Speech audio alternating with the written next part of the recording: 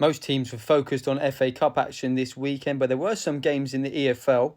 We'll start with Cardiff versus Huddersfield, and this just shows the difference between the two sides for me. Huddersfield have thrown so much money at it in the summer in terms of wages, and they're just not at it.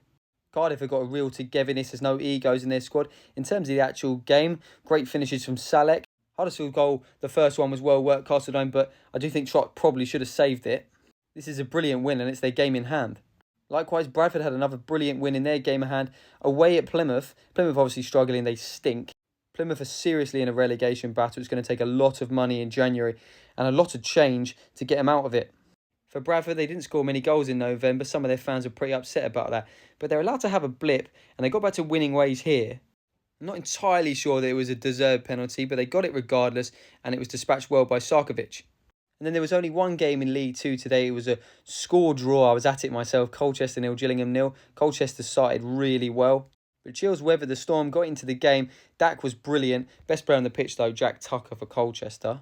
And really, that's a fantastic away point for Gillingham, all things considered.